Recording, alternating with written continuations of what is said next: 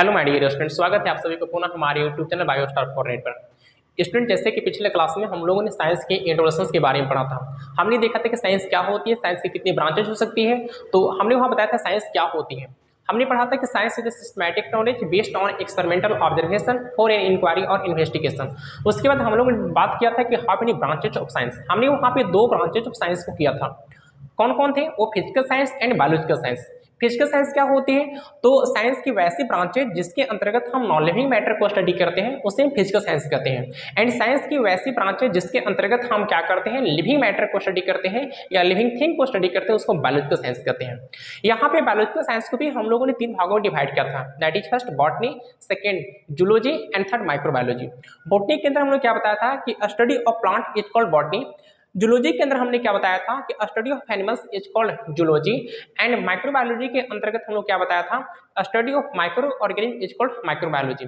तो स्टूडेंट, आज हम वैसे कंटिन्यूसली आज क्लास 11th की फर्स्ट चैप्टर जिसका नाम है द लिविंग वर्ल्ड, जिसे हम हिंदी में कहते हैं सजीव जगत, आज इसे बहुत हम अच्छे से पढ़ने वाले हैं।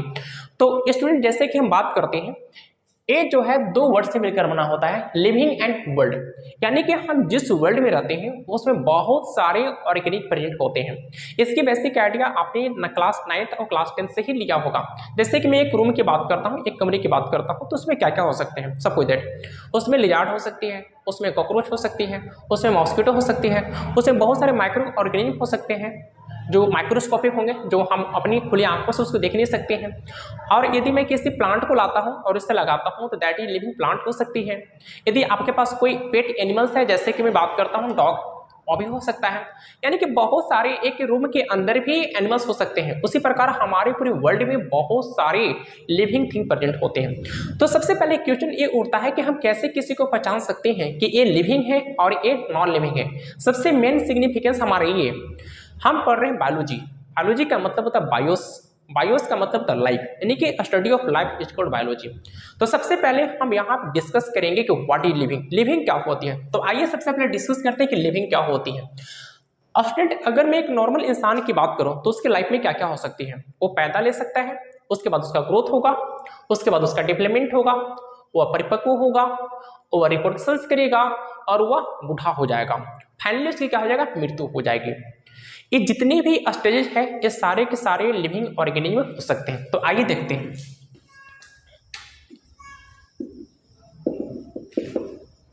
A living being takes birth, grow, develop, matured, reproduce,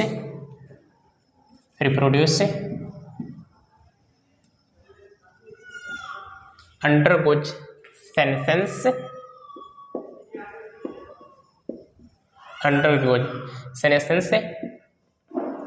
and finally dies। Student, ये जो स्टडीज है ये किसी भी ऑर्गेनिज्म हो सकता है, चाहे वो यूनिसेलुलर ऑर्गेनिज्म हो, चाहे वो मल्टी सेलुलर ऑर्गेनिज्म हो, चाहे वो 1 डे का हो, चाहे वो 1 वीक का ऑर्गेनिज्म हो, चाहे वो 1 मंथ का हो, चाहे वो मैनी ईयर्स का हो सकता है। जितने भी लिविंग ऑर्गेनिज्म हो सकते हैं सारे के सारे ऑर्गेनिज्म में एक स्टेजेस हो सकते हैं। लेकिन स्टूडेंट, मैं यहाँ बात कर रहा हूँ बर्थ टू, यहाँ पे जो डेथ की प्रोसेस बात की जा रही है, मैंने यहाँ पे उसकी मृत्यु को जो बात कर रही है वो वहाँ पे क्या है कि नेचुरल डेथ की हम लोग बात कर रहे हैं, यानी कि उसकी प्राकृतिक मृत्यु के बारे में बात करें। मैं वैसे एनिमल्स की बात नहीं कर रहा हूँ जिस एनिमल्स की जो मृत्यु जो होती है किसी एक्सीडेंट के माध्यम से हुआ है। मैं वैसे एनिमल्स की बात कर रहा हूँ जिस एनिमल्स की मृत्यु जो है नेचुरल डेथ से होता है। तो जिस एनिमल्स की मृत्यु नेचुरल रूप से होती है उसके लाइफ में सारे ये स्टेज होता है। तो आइए हम देखते हैं यहाँ पे कि जिस व्यक्ति का या जिस एनिमल्स का या जिस जीवों का नेचुरल बर्थ होती है और नेचुरल उसकी डेथ होती है तो उस पीरियड को हम क्या बोलते हैं। द पीरियड फ्रॉम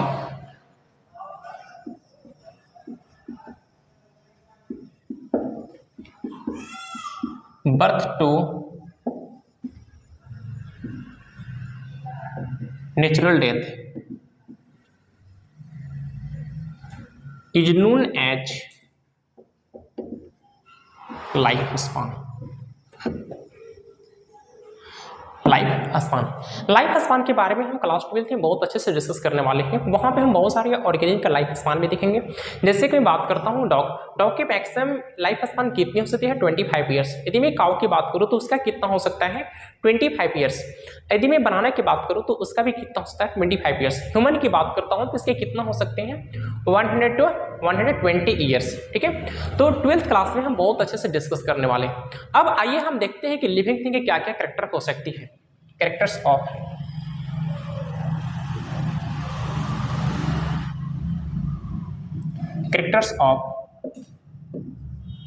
लिविंग, क्या क्या लिविंग के कैरेक्टर हो सकते हैं? स्टूडेंट अगर मैं सिंपल बात करूं, लोकोमोशन एंड मूवमेंट यानी कि चलना फिरना, ये तो सारे लिविंग थिंग में होती है। लेकिन प्लांट की बात करूं तो प्लांट स्टेशनरी होते हैं, वो लोकोमोट नहीं कर सकते हैं। इससे हम लिविंग का डिफाइनिंग पीरियड नहीं कर सकते। सेकेंड में अगर बात करता हूं तो लिविंग क्या करता है? ग्रोथ कर सकता है। अगर ये बात करता हूं कि ये हमारे पास क्या है? दिस इज स्टिक, ये हमारे पास स्टिक है, तो क्या ये स्टिक ग्रो कर सकता है? नहीं ग्रो कर सकता है। ग्रो की जो प्रोसेस होती है केवल ओनली फॉर लिविंग थिंग में पाई जाती है, नॉन लिविंग थिंग में नहीं पाई जाती है। तो फर्स्ट कैरेक्टर हमारा क्या हो गया? ग्रोथ। First character growth. अगर मैं सेकेंड की बात करूं तो सेकेंड क्या क्या हो सकता है? स्टूडेंट जैसे कि आप जानते हैं कि हमारे बॉडी में बहुत सारे केमिकल रिएक्शन होते हैं। जैसे कि यदि हम खाना खाते हैं तो उस हमारे खाने में क्या क्या मिलता है? कार्बोहाइड्रेट होती है, प्रोटीन होती है और फैट होती है। जो कार्बोहाइड्रेट होती है वो ब्रेक डाउन होकर ग्लूकोज में कन्वर्ट कर जाता है। जो प्रोटीन होता है वही ब्रेक डाउन होकर एमिनो एसिड में कन्वर्ट कर जाता है। जो फैटी होता है या फैटी एसिड होती है वह ब्रेक डाउन होकर ट्राइग्लिसराइड में कन्वर्ट हो जाता है। जब हमारी बॉडी के अंदर पुनः क्या होती है कि प्रोटीन की आवश्यकता होती है तो एमिनो एसिड कंबाइन करके प्रोटीन का निर्माण कर लेते हैं। जैसे कि आप रेस्पिरेशन करते हैं तो रेस्पिरेशन में हम क्या करते हैं कि ऑक्सीजन को लेते हैं, तो हमारे बॉडी से बाहर क्या निकलती है? CO2, यानी कि वो जो ऑक्सीजन होती है उसका कुछ न कुछ हमारे बॉडी के अंदर रिएक्शन होती है जो CO2 में कन्वर्ट होकर हमारे बॉडी से कहाँ चली जाती है? बाहर चली जाती है। वही नहीं, यदि हम खाना खाते हैं तो वो कॉम्प्लेक्स फूड पार्टिकल्स होती है जो कि डाइजेशन होने के बाद क्या होते हैं? सिंपल फूड पार्टिकल्स में चेंज कर जाती है। वो भी कहीं ना कहीं रिएक्शन हमारे बॉडी के अंदर हुआ तभी वो कॉम्प्लेक्स से सिंपल में क्या हुआ? कन्वर्ट कर गया। तो जितने भी इस प्रकार की रिएक्शन हमारी बॉडी के अंदर पाई जाती है उसे हम क्या कर सकते हैं? मेटाबॉलिज्म कहते हैं। सेकेंड कैरेक्टर मेरा क्या हो जाएगा? मेटाबॉलिज्म। मेटाबॉलिज्म। अगर मैं थर्ड कैरेक्टर की बात करूं तो क्या हो सकता है? स्टूडेंट जैसा कि आप जान सकते हैं एक नॉन लिविंग थिंग है। अगर मैं कहूंगा कि ये बच्चा उत्पन्न कर सकता है तो क्या उत्पन्न कर सकता है? नहीं कर सकता है, क्योंकि ऑलरेडी क्या है? नॉन लिविंग थिंग है। लेकिन लिविंग थिंग के अंदर एक कैरेक्टर पाई जाती है कि वो अपने जैसे संतान को उत्पन्न करने में क्या होते हैं? सक्षम होते हैं। ये नॉन लिविंग में नहीं लेकिन लिविंग थिंग में अवश्य पाया जाएगा। इसलिए नेक्स्ट कैरेक्टर क्या हो जाएगा? रिप्रोडक्शन। रिप्रोडक्शन।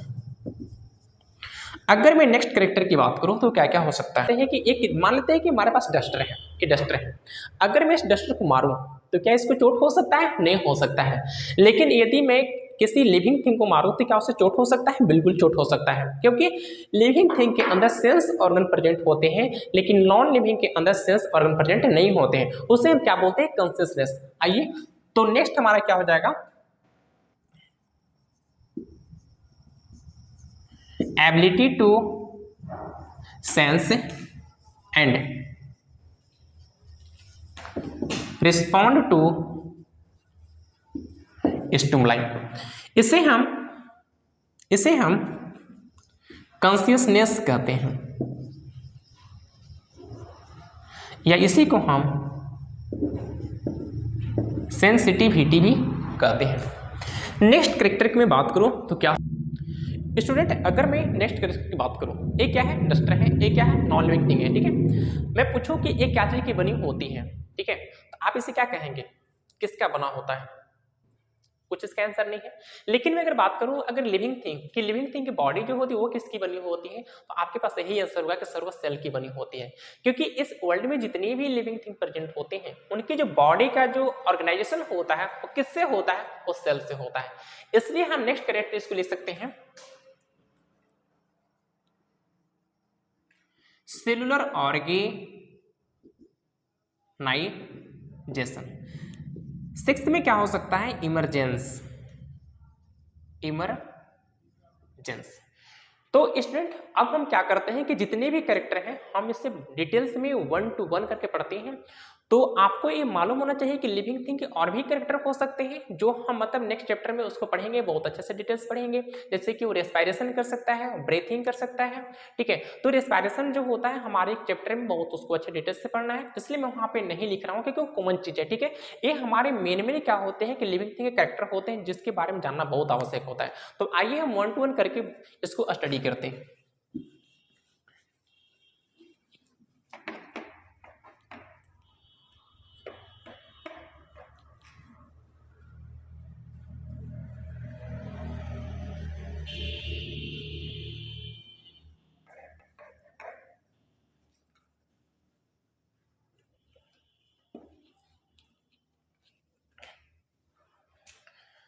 स्टूडेंट जैसे कि हम बताए थे कि हम इसको बहुत अच्छे डिटेल्स से पढ़ने वाले हैं और हम लोग बहुत बेसिक से पढ़ने वाले हैं। तो आइए सबसे पहले बेसिक हमें जानना बहुत आवश्यक होता है। तो मैं यहाँ पे स्टार्ट करने वाला हूँ सेलुलर ऑर्गेनाइजेशन, क्योंकि हमारे वर्ल्ड में जितनी भी लिविंग थिंग होते हैं किसके बने होते हैं, सेल्स के बने होते हैं। तो आइए फर्स्ट ऑफ ऑल देखते हैं हम लोग सेलुलर ऑर्गेनाइजेशन क्या होता है। इसमें जो सेल होते हैं वो ग्रुप होकर के क्या बनाते हैं, टिश्यू बनाते हैं। टिश्यू जो होते हैं ग्रुप होकर के क्या बनाते हैं, ऑर्गन बनाते हैं। ऑर्गन जो होते हैं ग्रुप होकर क्या बनाते हैं, ऑर्गन सिस्टम बनाते हैं। और ये जो ऑर्गन सिस्टम है फाइनली किस में चेंज कर जाएंगे, ऑर्गेनिज जो एडल्ट का निर्माण करेगा, जो एडल्ट का क्या करेगा, फॉर्मेशन करेगा।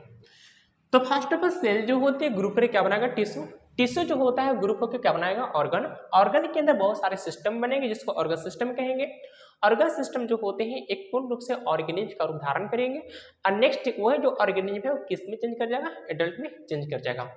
तो स्टूडेंट ये जो सेल होती है, सेल जो होती है किसी भी लिविंग थिंग की बॉडी को बनाने में हेल्प करती है, इसलिए हम इसे क्या कर सकते हैं कि it is the structural unit of living organism. क्यों हम इसको लिविंग ऑर्गेनिज्म का स्ट्रक्चर यूनिट करें, क्योंकि सेल जो होती है हमारे बॉडी का एक स्ट्रक्चर बनाने की काम करती है। सेकेंड, हमारे बॉडी के अंदर जो भी सेल क्या करती है कि ऑर्गन का फॉर्मेशन करता है, एक हमारे बॉडी का स्ट्रक्चर का प्रोवाइड करता है। तो उस स्ट्रक्चर में जितने भी ऑर्गन होते हैं सबका एक अलग अलग अपना फंक्शन होता है, अलग अलग उनका एक काम होता है। तो जो ऑर्गन हमारे बॉडी के अंदर काम कर रही है वो किसकी बनी होती है, सेल की बनी होती है। इसलिए हम क्या कर सकते हैं, it is the functional unit of living organism.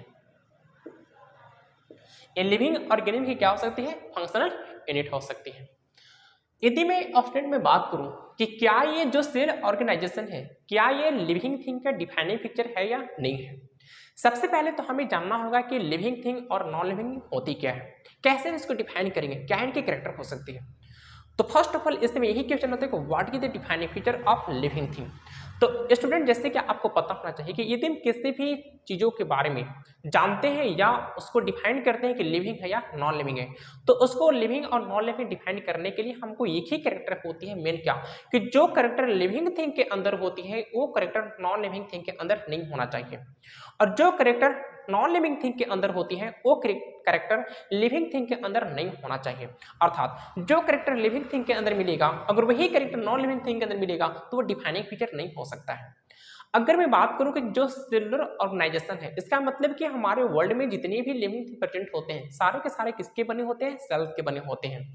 तो क्या ये लिविंग थिंग के अलावा भी कोई ऐसे ऑर्गेनिज्म है, जैसे कि बात करता हूं नॉन लिविंग, क्या उनकी बॉडी भी सेल्स से बने होते हैं, तो ऐसे कोई बात नहीं है। जितने भी नॉन लिविंग मैटर होते हैं उनकी बॉडी सेल से नहीं मिलकर बनी होती है, लेकिन जितने भी लिविंग मैटर होते हैं उनकी बॉडी सेल से मिलकर बनी होती है। इसलिए हम कह सकते हैं कि सेल ऑर्गेनाइजेशन जो होती है डिफाइनिंग फीचर मायने रखता है किसकी, लिविंग थिंग का, यानी कि it is the defining feature of living organism. So first of all हमें कैरेक्टर को जानना बहुत आवश्यक है। Defining feature, defining features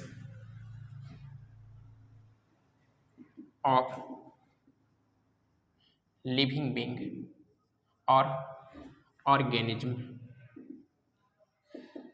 organism क्या होगा? First,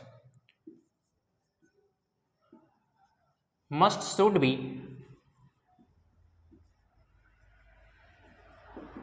present in all living organism, all living organism without exception, without exception. Second, should not present in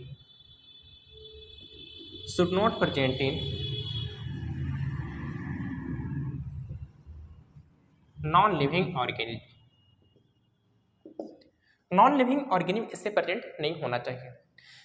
यदि किसी लिविंग थिंग में प्रेजेंट है तो बिना किसी एक्सेप्शन के प्रेजेंट हो तो उसे हम क्या कह सकते हैं कि लिविंग थिंग की डिफाइनिंग कैरेक्टर है।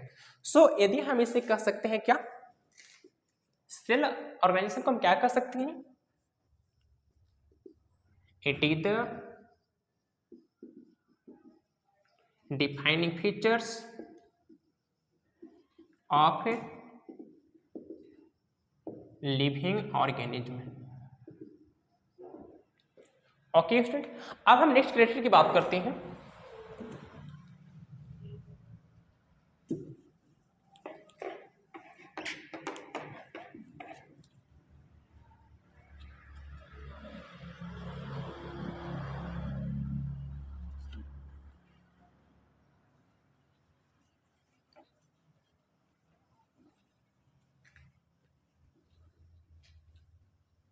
यदि हम नेक्स्ट कैरेक्टर की बात करते हैं, सेकेंड, मेटाबॉलिज्म। तो स्टूडेंट जैसे कि अभी जस्ट हमने डिस्कस किया था कि हमारी बॉडी के अंदर बहुत सारे केमिकल रिएक्शन होते हैं। जैसे कि हमने यदि रिस्पायरेशन के टाइम ऑक्सीजन को बॉडी के अंदर इनटेक करते हैं तो वह कन्वर्ट होकर CO2 में चेंज कर जाती है और वो हमारे बॉडी से एक्सक्रीट कर जाता है। वही नहीं, जब हम खाना खाते हैं तो हमारी जो फूड होती है वो कॉम्प्लेक्स फूड पार्टिकल्स होती है, लेकिन डाइजेशन के बाद वो जो फूड होते हैं सिंपल फूड पार्टिकल्स में चेंज कर जाते हैं। वही नहीं, हमारे बॉडी के अंदर या हम बात करें हमारे सेल के अंदर, तो हमारे सेल के अंदर क्या क्या हो सकती है? प्रोटीन हो सकती है, कार्बोहाइड्रेट हो सकती है, फैट हो सकती है, ठीक है, मिनरल्स हो सकते हैं। तो वो जो प्रोटीन होते हैं वो क्या करते हैं? ब्रेक डाउन होकर एमिनो एसिड बना लेते हैं और ये जो एमिनो एसिड जो होते हैं वो बिल्डअप होकर क्या बनाते हैं? पुनः प्रोटीन का फॉर्मेशन कर लेते हैं। उसी प्रकार बात करता हूँ, जो कार्बोहाइड्रेट जो होते हैं वो ब्रेक डाउन होकर क्या बनाते हैं? ग्लूकोज बनाते हैं। ग्लूकोज क्या एक प्रकार की मोनोसेक्राइड है। तो इस प्रकार के हमारे बॉडी के अंदर जितनी भी केमिकल रिएक्शन होती है वो सभी के सभी क्या कहलाते हैं? मेटाबॉलिज्म कहलाते हैं। अगर मैं बात करूं प्लांट के अंदर, तो प्लांट के अंदर क्या होती है? फोटोसिंथेसिस होती है। फोटोसिंथेसिस की टाइमिंग क्या होती है? जो प्लांट होती है वो सनलाइट से, यानी कि सनलाइट की उपस्थिति में इन्वायरमेंट में क्या प्रेजेंट होती है? CO2, और वहां पे वो क्या करते हैं कि अपने जड़ से वाटर को अवशोषण करते हैं और अवशोषण कर वो CO2 के साथ कंबाइन करते हैं और कंबाइन करने के बाद वो क्या बनाते हैं? ग्लूकोज बनाते हैं। तो वो जो प्रोसेस होती है वो क्या कहलाती है? फोटोसिंथेसिस। लेकिन वो जो रिएक्शन हो रही है प्लांट के अंदर वो क्या कहलाएगी? वो मेटाबॉलिज्म कहलाएगी। तो आइए मेटाबॉलिज्म क्या होती है, तो मैं यही कहना चाहूंगा शॉर्ट में कि हमारे बॉडी या हमारे प्लांट के अंदर जितने भी केमिकल रिएक्शन होते हैं उन सभी को यदि आप एक साथ मिला दें या एक साथ ऐड कर दें या एक साथ आप उनको कंबाइन करके बोल सकते हैं क्या कि वो क्या है? मेटाबॉलिज्म है। ओके, चलिए आइए। तो the sum total of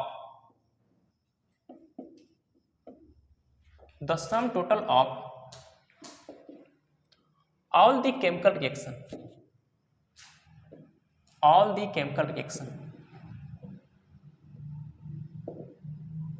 occurring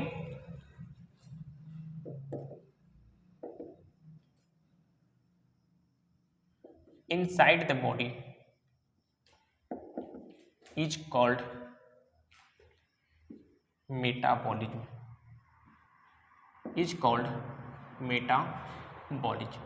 यानी कि हमारे बॉडी के अंदर जितनी भी केमिकल रिएक्शन पाई जाती है उन सभी को मिला के हम क्या बोलते हैं? मेटाबॉलिज्म कहते हैं। इसे हम दो भागों में डिवाइड कर सकते हैं, यानी कि 2 टाइप्स में डिवाइड कर सकते हैं। It has